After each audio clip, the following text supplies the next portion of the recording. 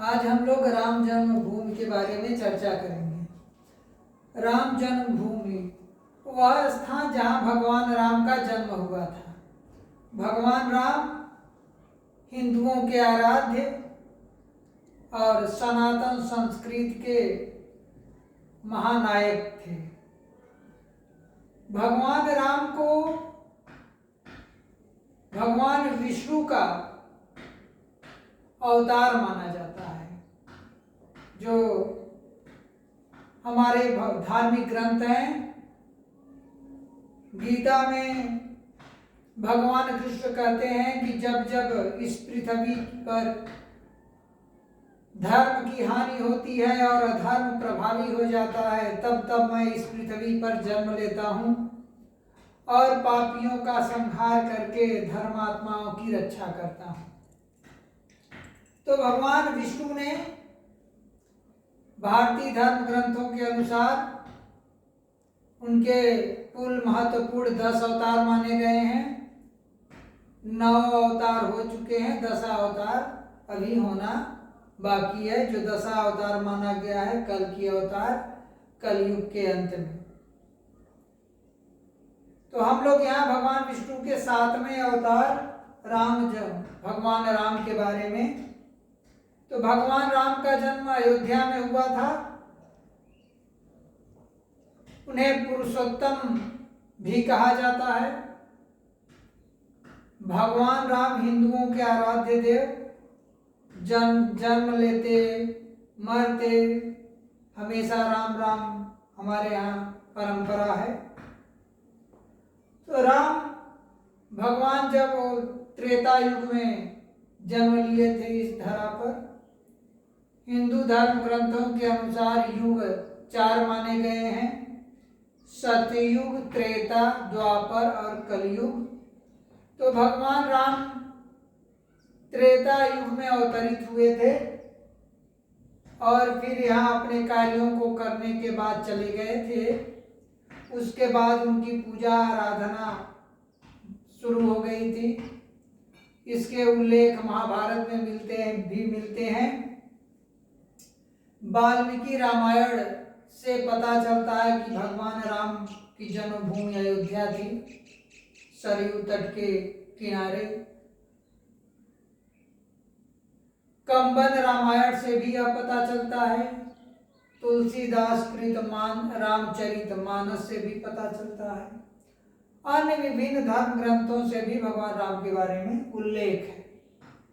लेकिन भगवान राम का एक भव्य और विशाल मंदिर का निर्माण सम्राट चंद्रगुप्त विक्रमादित्य द्वारा कराया गया था अयोध्या में, उनकी जन्मभूमि पे जहां भगवान का जन्म हुआ था।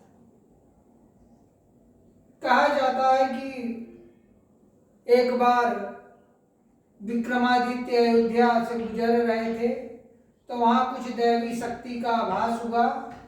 तो उन्होंने आसपास के साधु संतों से पता लगाया तो यहाँ भगवान राम की जन्मभूमि है। तो वहाँ उन्होंने विशाल काले पत्थर से निर्मित भगवान राम का मंदिर निर्माण कराया। समय समय पे विभिन्न राजाओं महाराजाओं ने उस मंदिर के पुनरुद्धार के लिए काम किए, किंतु 10वीं शताब्दी में भारत पे इस्लामी आक्रमण बहुत ज़्यादा होने लगते हैं। महमूद गजनवी का आक्रमण हुआ, जिसने 17 बार आक्रमण किया, बहुत सारे भारतीय हिंदू मंदिरों को ध्वस्त किया। इसके बाद भारत पे मोहम्मद गोरी का आक्रमण हुआ, उसने शासन यहाँ स्थापित किया, बहुत सारे मंदिर तोड़े ध्वस्त किए गए। लेकिन 1526 में भारत पे एक और आक्रांता आक्रमण करता है, वह था बाबर। बाबर ने 1526 में पानीपत के प्रथम युद्ध में इब्राहिम लोदी को पराजित किया और भारत में मुगल वंश की स्थापना की। मुगल वंश की स्थापना करने के उपरांत बाबर ने उत्तर भारत के मंदिरों को ध्वस्त करने का फरमान जारी कर दिया। उसी कड़ी में 1528 में मुगल शासक बाबर के सेनापति मीर बाकी द्वारा अयोध्या पे आक्रमण किया गया।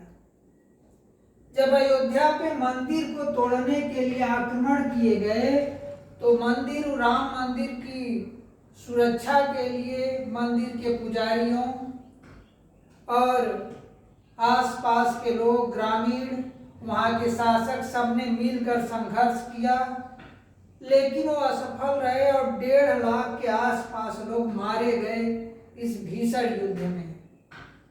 राम जन्मभूमि की रक्षा करते हुए लोग बलिदान हो गए और मीर बाकी ने मंदिर पर कब्जा कर लिया और मंदिर को ध्वस्त करके मंदिर की ही सामग्री से उसने मस्जिद का निर्माण कर दिया और नाम बाबरी मस्जिद। इस तरह हिंदुओं के धर्म स्थलों पे तोड़ करके उनके मनोबल को ध्वस्त करना इन आक्रमणकारियों का उद्देश्य था, जिससे हिंदू भयभीत हो जाएं और वे संपूर्ण देश पे आसानी से कब्जा करें। अब इस मंदिर को मुक्त कराने के लिए निरंतर लोगों ने प्रयास किए। पुनः अयोध्या की राजकुमारी ने भी प्रयास किया, वो भी बलिदान हो गई। बहुत सारे राजाओं ने मिलकर इसे मुक्त करने का प्रयास किया, वो भी बलिदान हुए। फिर मुगल शासक अकबर सम्राट बनता है और उससे मिलकर के राजा मान सिंह प्रयास करते हैं तो उस बाबरी मस्जिद के आगे एक चबूतरा दे दिया जाता है, वहीं लोग पूजा करने लगते हैं। जहांगीर और शाहजहां के समय स्थित बनी रही, लेकिन औरंगजेब के शासनकाल में उस चबूतरे को भी पुनः ध्वस्त कर दिए गए और अयोध्या के और मंदिरों को भी ध्वस्त कर दिया गया। अब पुनः संघर्ष की कथा फिर शुरू हो जाती है। भगवान राम के जन्मभूमि की त्रेता युग में तो भगवान राम को वनवास 14 वर्ष ही हुआ था, लेकिन हिंदुओं की एकजुटता की कमी ने वो वनवास लगभग 500 वर्षों तक चला। 1858 को 13 नवंबर 1858 को बाबा फकीर खालसा जो सिख थे, इनके नेतृत्व में 25 निहंग सिखों ने राम जन्मभूमि को मुक्त कराने के लिए अभियान शुरू किया। ये लोग अयोध्या पहुंचे और बाबरी पर कब्जा किए और वहां राम नाम का जप करने लगे। भगवान राम के शब्द भी लिखे वहां और भजन कीर्तन करने लगे। कई दिनों तक वहां पे रहे, लेकिन फिर अंत में ये सफल नहीं हो पाए। 1859 में अब भारत में एक नई सत्ता स्थापित हो चुकी थी, ब्रिटिश सत्ता जो प्रथम स्वतंत्रता संग्राम था उसे ब्रिटिश सत्ता ने दबा दिया था और पूरी तरह भारत की सत्ता ब्रिटेन के कंट्रोल में थी। अब इस अयोध्या के अविवाद को देखते हुए अंग्रेजों ने मस्जिद के अंदर का हिस्सा नमाज के लिए मुस्लिमों को दे दिया और बाहर का हिस्सा पूजा करने के लिए हिंदुओं को दे दिया। यानी जो मस्जिद के अंदर का हिस्सा है वो मुस्लिमों को दे दिया गया नमाज पढ़ने के लिए ब्रिटिश काल में, और जो बाहर का है वहाँ हिंदुओं की आप पूजा पाठ कर सकते हैं, दे दिया गया। ये चल रही थी घटनाएं। ब्रिटिश काल में भी लोग कोर्ट कचहरी के चक्कर लगाए इसके लिए, अपने इस अधिकार को लेकर के। 15 अगस्त तब तक 15 अगस्त 1947 को भारत को स्वतंत्रता प्राप्त हो जाती है। 15 अगस्त 1947 को हम आजाद होते हैं, लेकिन देश का विभाजन भी हो जाता है धर्म के आधार पर।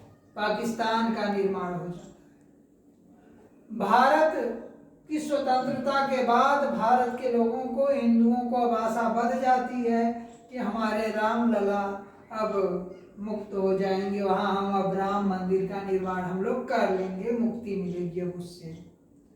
हमारे साधु संतों ने प्रयास किया प्रथम प्रधानमंत्री से मिलकर के, लेकिन कुछ खास नहीं हो पाया। 1949 की घटना है। रात में मस्जिद के जो मुख्य गुंबद थी उसके नीचे भगवान रामलला प्रकट हो जाते हैं। यह बात चारों तरफ फैल जाती है। आसपास के गांव के, अयोध्या के लोग और आसपास के गांव की भीड़ वहां इकट्ठी हो जाती है। राम की भजन कीर्तन शुरू हो जाता है। भय प्रकट कृपाला दीन दयाला कौशल्या नंदलाला के भजन शुरू हो जाते हैं वहां। लेकिन इसमें मुस्लिम पक्ष का कहना है कि रात के अंधेरे में हिंदुओं द्वारा मूर्ति को रख दी गई। अब उस समय वहां के जो डीएम थे के नायर थे। फैजाबाद जिला था, अयोध्या फैजाबाद जिले में ही था। आज तो नाम फैजाबाद, आज पूरा नाम हो गया है अयोध्या ही। तो वहां के जो जिलाधिकारी थे के नायर थे। के नायर ने रामलला की पूजा पाठ के लिए पुजारी की नियुक्ति कर दी और पूरी व्यवस्था कर दी भगवान राम की पूजा पाठ करने के लिए। अब यह बात पहुंच गई लखनऊ और नई दिल्ली। नेहरू जी और प्रधानमंत्री थे नेहरू जी भारत के, और गोविंद बल्लभ पंत जी उत्तर प्रदेश के मुख्यमंत्री थे। अब इन लोगों ने के नायर को पत्र भेजा कि उस मूर्ति को हटाया जाए, वहां से पहले की स्थिति बहाल की जाए। लेकिन डीएम के नायर ने मूर्ति को हटाने से इनकार कर दिया और कहा कि यदि मूर्ति को हटाई गई तो यहाँ सांप्रदायिक माहौल खराब हो सकता है, तनाव फैल सकता है, दंगे हो सकते हैं और इसका हल कोर्ट के माध्यम से होना चाहिए। अब कोर्ट में लोग गए और वहां ताला लगा दिया गया। मस्जिद के बाहर सिर्फ पुजारी पूजा अर्चना कर सकता था। अब इस प्रकार रामलला की पूजा शुरू हुई और उसके लिए तत्कालीन जो डीएम थे के नायर ने व्यवस्था भी की। के नायर से बहुत ही नाराज थी नेहरू सरकार और यहाँ उत्तर प्रदेश के मुख्यमंत्री गोविंद बल्लभ पंत जी भी थे। के नायर को पद से हटा दिया जाता है, लेकिन के नायर अदालत की शरण लेते हैं और पुनः अदालत उन्हें जिलाधिकारी के रूप में नियुक्त कर देती है। इस प्रकार